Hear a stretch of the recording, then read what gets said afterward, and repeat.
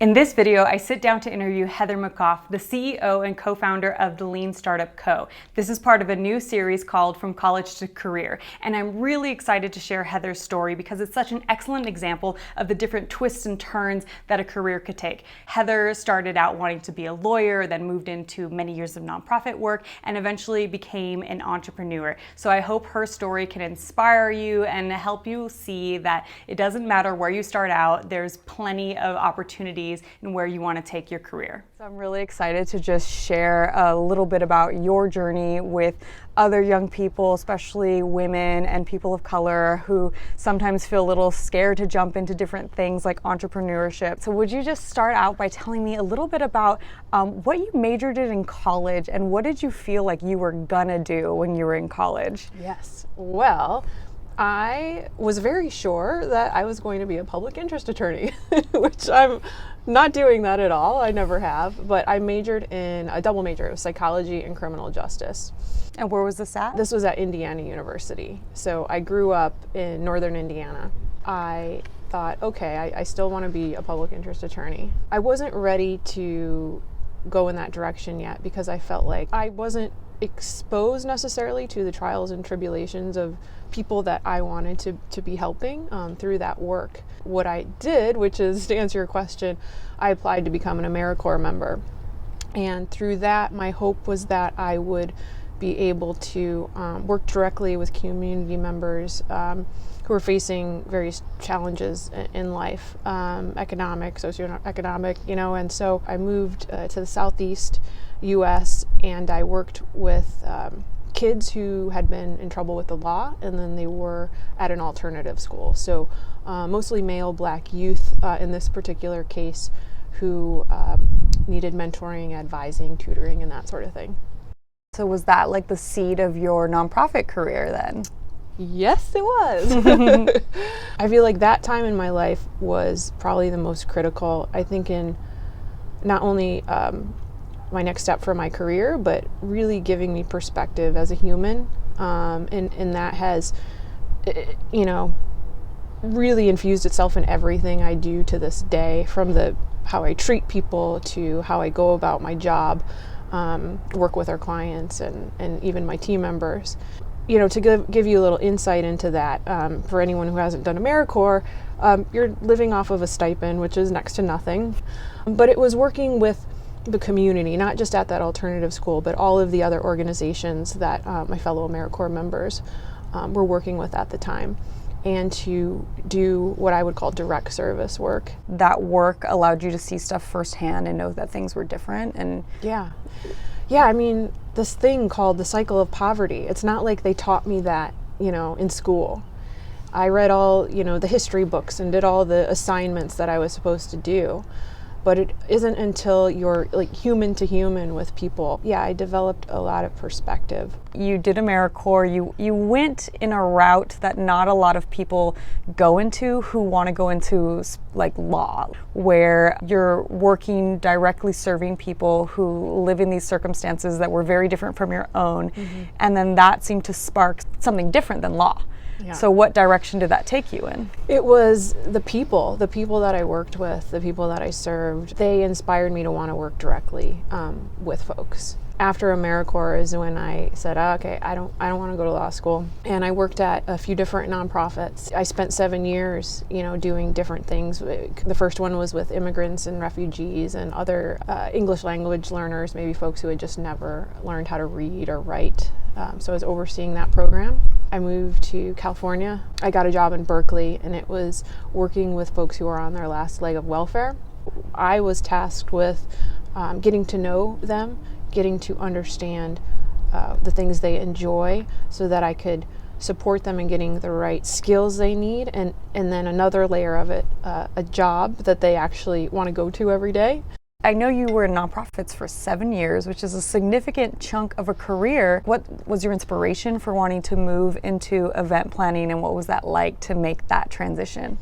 I didn't realize it at the time, but for 5 years I worked for a nonprofit in San Francisco, and it was called City of Dreams. And what I learned later was it was like a startup, you know. I was tasked with growing it from community to community, gaining trust with folks and families, working in that position for 5 years, training people, organizing people. I gained some skills. And so when it was time for me to follow my dream to become my own boss and an entrepreneur, I thought, well, what the hell skill set do I have? And I went to this women's, it was Fearless Women's Entrepreneur Network. And it was this room full of women who, similar to me, had ideas. And some had actually just started them, and others were like me, more aspiring. And I had all kinds of ideas. I thought maybe I'll start a bed and breakfast. And, you know, and that's awesome. And maybe someday I'll do that. But what do I know how to do? Organize people, train people, hold people accountable. So, and I could be a pretty loud voice in the room. Those are things that people who produce events, that's what they do well. So that was kind of the outlet there. I love that, because I think something I hear from young people a lot are like, oh, I didn't major in this, or I don't know how to do that. And I think like the key takeaway in what you're saying is that the content expertise doesn't matter. You can learn content expertise in like anything. Like you could be trained how to produce events, how to produce YouTube videos, like you can start your own business, but the soft skills you had, which were like organizing people, motivating people, like bringing people together, moving a project forward, like being a strong voice, like that is something that's useful in any field. And getting to know yourself. Like even today, I'm still getting to know myself and my strengths. I knew the things that I enjoyed. I knew what I was good at. Those little areas that you don't know, that's where the mentorship comes in. That's where, you know, you can intern. There are lots of opportunities to gain those skills. But yes, it's like you don't have to have majored in something specific. I don't really know what I learned in college. I think I learned how to feed and clothe myself. That's why I tell people, I'm like, it doesn't matter what you major. And they're like, but what about, what do I have to do to make money in the future? And I'm like, you'll figure that out later. Like you don't need to have that figured out in college. And it's really interesting just hearing all the pathways people take to get to where they're at, and the diversity of things that can be jobs. Like we just don't even know what those are. Like my last job that I would call like my dream job was being a program officer funding low-income communities to build housing and parks.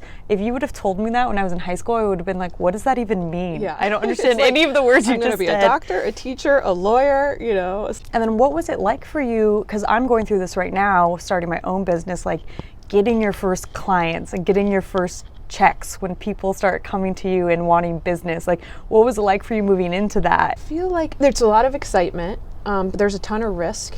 You know, for me it was financially planning, literally living off of like a Excel spreadsheet, counting every penny. So there's the survival mode piece of it. But then you start to gain confidence in your skills and also finding support. Like there were two really critical women, and you know, they don't even know how critical they were during this time, but they were producers, and I, you know, would volunteer with them, and then they ended up hiring me, and all of the support they gave for somebody knowing I would become a competitor, so to speak, but it didn't matter. One of the things I think I learned from my nonprofit career is there's plenty of work to do in the world. And so there, in a lot of ways, you know, we as women especially can support each other. Yeah, and that's something I really admire about you. Like when I reached out to you about a year ago and I was leaving my job, and you were like eager to sit down with me and give me insight and advice into moving into doing my own thing. It was like really awesome that you were willing to do that. And it's really this mindset of abundance, that it's not competition. I know we are both passionate about young people, women, people of color going after their dreams and what they're actually capable of, rather than, you know, society telling you you're limited to these options and you have to have a 9-to-5 and all these things. But it also takes a tremendous amount of courage to put yourself out there and do these kinds of things. And so seeing other people do it is how we learn and how we say like, okay, they did it, that means I can do it. Like, and so I'd love to hear like how you went from event planning to now running a company like that's really well known, doing amazing work all over the world. being CEO and co-founder of Lean Startup Company has been incredible.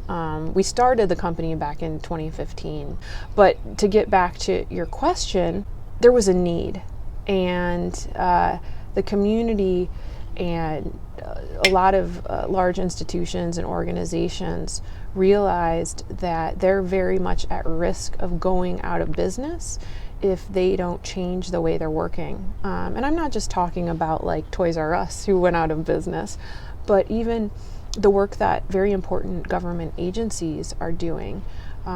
Startups are nipping at their heels, and in a lot of ways that's great. You know, there's that competition that pushes us forward. But we also need to make sure that some of our institutions and more traditional organizations have the ability to keep up with the changing market, with the speed of technology. And so when I realized there was that need, I was in the fortunate position to be able to help informing the company and start the education arm of the company, which is training, coaching, and consulting. And so while my co-founder is very busy doing things, he just started a new stock exchange actually called the Long-Term Stock Exchange, which is pretty revolutionary. So he's quite busy doing that. So I have the great opportunity to be CEO of this organization. So that's kind of how I ended up there. I've read the Lean Startup book. There's so much I took away from that book, and I think a lot of it can also apply to life, with not putting all your eggs in one basket with like your career and testing things out. And it seems like you've been a model of that, and I'd love to hear your thoughts about like how would you apply the Lean Startup like mindset to life and testing out things for young people who are just graduating college and trying to figure out what to do with themselves. Yes. Over the years, I've heard people applying Lean Startup to dating or child rearing and things that I would have never even thought of.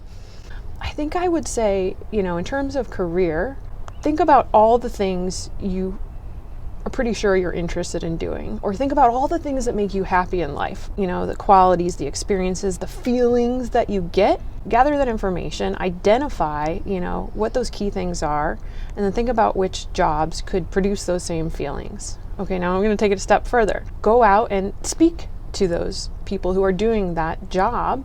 Ask them questions about their experience. Ask them how it makes them feel. Try to look at that list of things, experiences, feelings that you identified, and see if you can extract from them without leading them if they're experiencing those same things. And then if you feel like this is the path you want to go down, then maybe it's an internship, and set some parameters around it and say, okay, I'm going to commit to this internship for 6 months or a year. And then go a step further than that and say, these are the things that I want to achieve. Here are the feelings I want to have.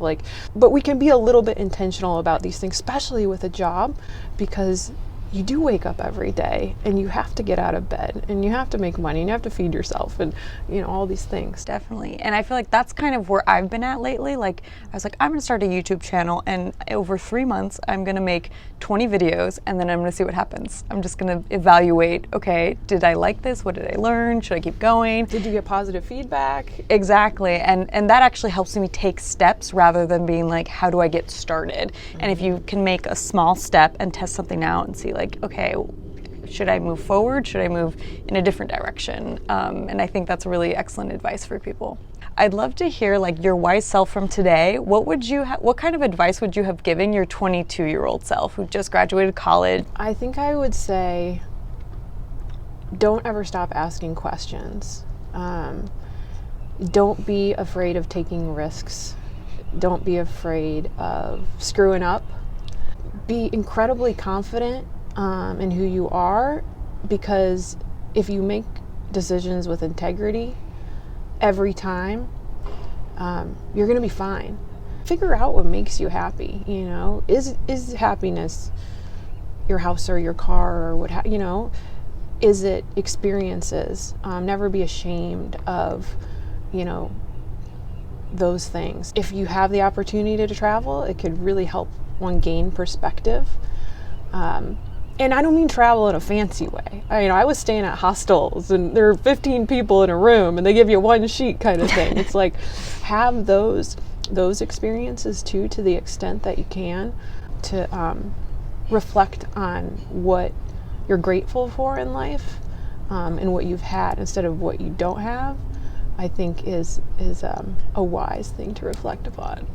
That's awesome. Yeah, that's really great advice. Even to me now at 32, 22 was really hard. And then at 32, I feel like I'm reliving 22 in that I'm starting from scratch in something new, and it's like scary. And I would tell my 22-year-old self the same thing, like, go for it. Don't just take a risk. And my 32-year-old self needs to be reminded of that too. I think you're doing it actually.